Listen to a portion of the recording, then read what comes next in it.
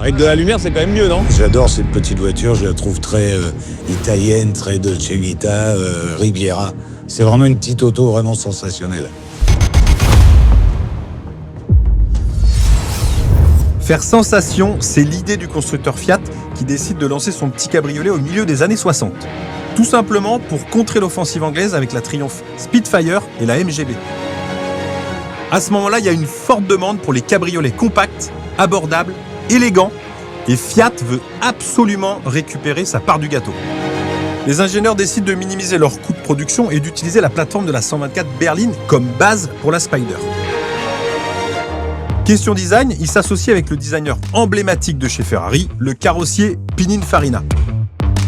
Pour plus de performance, le bureau d'études conçoit le moteur de la 124 Spider à partir de technologies de pointe, qui sont les mêmes utilisées sur des moteurs de Ferrari. Mais dans un cadre évidemment plus abordable et plus adapté à une production en grande série. Comment faire rêver pour pas cher? La Fiat 124 Spider régale les fans de cabriolet pendant près de 2 décennies. Arrêt de la production en 1985 avec quand même près de 200 000 exemplaires vendus. Si j'ai acheté ce petit cabriolet des années 60, c'est qu'il fait encore rêver les anciennes et les nouvelles générations. Et en plus, je l'ai pas payé cher, 4 000 €. Sur le marché, ça vaut, bien vendu, ça vaut 25 000 €. Donc normalement, j'ai fait une bonne affaire. J'espère que je vais pouvoir trouver un acheteur et la vendre au bon prix pour gagner de l'argent. Faut juste que mes restaurateurs ne me prennent pas une blinde pour restaurer ma 124. Bah normalement, si on calcule, c'est pas compliqué, hein, 4 000 et revendu 25 000, normalement je m'en mets plein les poches. Bon, je vais en donner un petit peu au restaurateur, mais il n'y a pas de raison que je perde de l'argent, c'est impossible. Ou alors vraiment je suis nul. C'est possible par contre. Alors le projet c'est quoi? Ça fait 10 ans qu'elle tourne pas. Ouais. A priori le moteur, en tout cas il fonctionnait à un moment donné, mais j'ai pas pris le risque de la redémarrer. Une voiture qui a parlé depuis 10 ans, on a vu des trucs catastrophiques. Des capotes percées avec la flotte qui est rentrée dedans. Moteur grippé. Des moteurs grippés avec une bougie en moins. Ou une fuite d'eau au joint de culasse qui remplit les cylindres. Il y a plein de choses qui peuvent se passer sur une voiture qui est arrêtée pendant 10 ans. Qu'est-ce que tu veux en faire de la voiture une fois qu'elle est réparée? Moi je veux juste la vendre et gagner de l'argent. Ok. Nous aussi. Ah bah, on a vu pour gagner de l'argent. Non mais moi, la restaurer, gagner de l'argent. Moi d'abord et après vous on verra. Ouais. D'accord?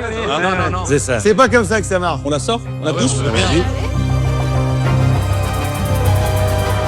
Allez, Un peu à droite, douce. attendez, j'enlève le frein.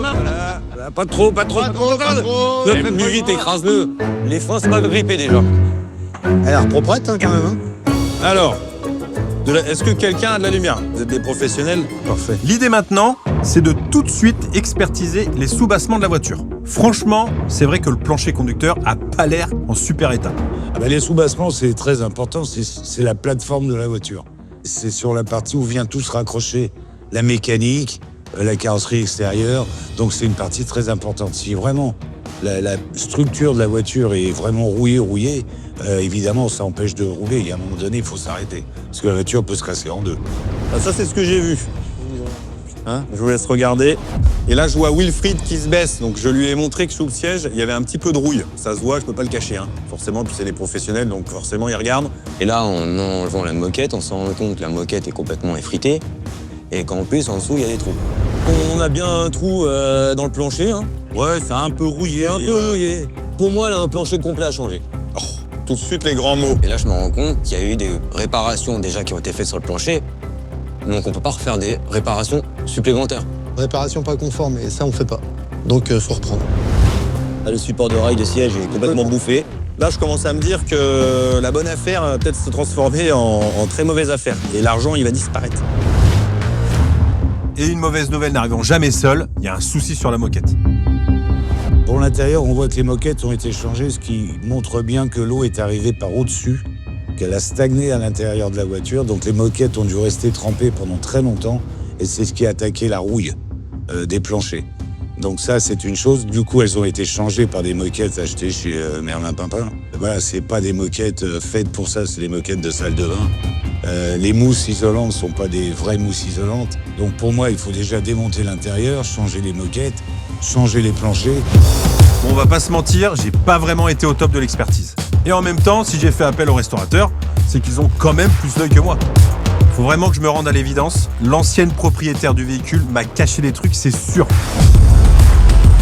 Après, niveau carrosserie, pour moi, il n'y a pas de souci. Par contre, si c'est pas le cas, c'est que j'ai pas été très bon. Bon, carrosserie. C'est pas mal. Bon, ouais, au-dessus, ça va. Une petite chose, Oui. ton rétro, tu le gardes sur l'aile ou... Pourquoi? C'est pas d'origine?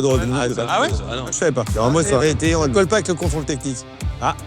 Tu dois pouvoir ramener ton rétroviseur gauche depuis le poste de conduite. Avec les pieds, j'y arrive. Alors, je sais que tu as le bras long, C'est vrai. que David travaille avec ses pieds, mais ça, c'est pas nouveau. Mais à part vous deux, C'est vrai, ok, d'accord. Les gars sont bons, c'est important les détails. Être conforme à l'origine permet de toute façon de vendre le véhicule plus cher.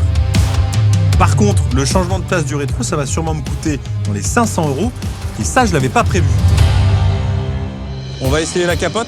T'appuies pas trop sur le plancher, tu vas pas se laisser au crâne. Alors, très simple. Voilà, on appuie sur le bouton. Regarde ça. Oh là là, c'est merveilleux. hop, hop, hop, attends, C'est ferme bon pas complètement. Fais un coup de Qu'est-ce qu'il y a? lumière. Eh, ça commence déjà. J'ai même pas ouverte que... Non, ça m'intéresse là-dedans, moi, tu sais. Bébé, Sur un cabriolet, tu vois, la flotte, elle coule le long de la capote, Ouais. elle rentre là-dedans Ok. et ça te bouge ton bas de caisse. C'est comme ça que tu transformes un cabriolet en gaufrette. D'accord. et alors, verdict Ouais, elle est fait bien, elle est bien. Ouais, c'est bon. Franchement, là, Eric, il m'a fait peur. Heureusement, tout va bien au niveau de cette zone. Il n'y a rien de rouillé. Et si on regardait le moteur maintenant? Olivier, je te laisse ouvrir. Eh ben écoute, vas-y. Allez hop, on va poser un crochet. Donc ça, c'est bon.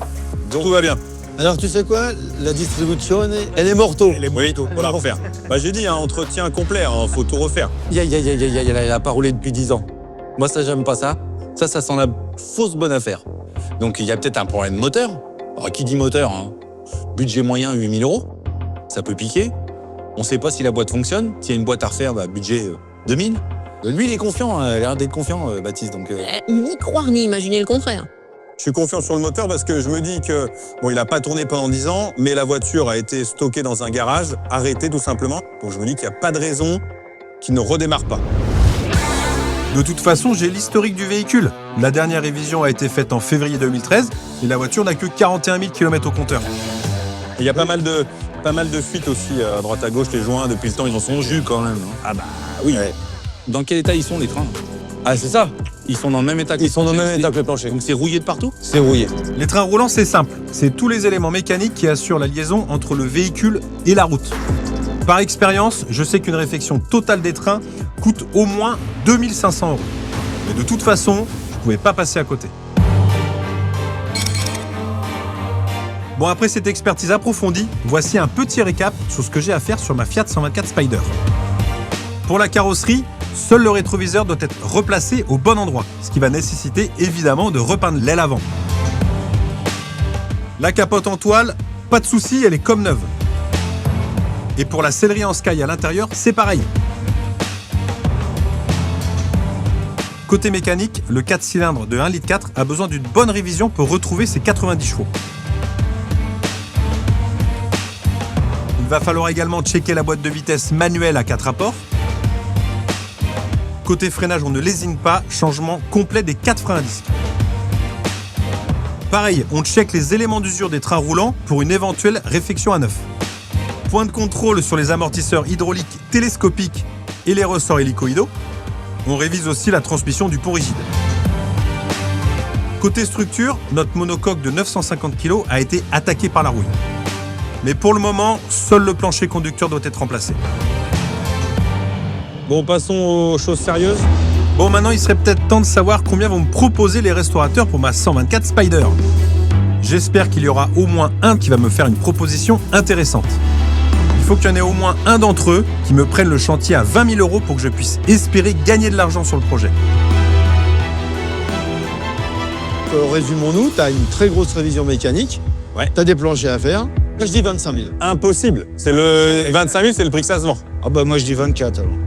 Mais 24, c'est trop, c'est encore trop. Hein. C'est trop. Quand tu commences à t'attaquer à ce genre de voiture, faut pas lancer dans des Oui, mais 24, c'est trop.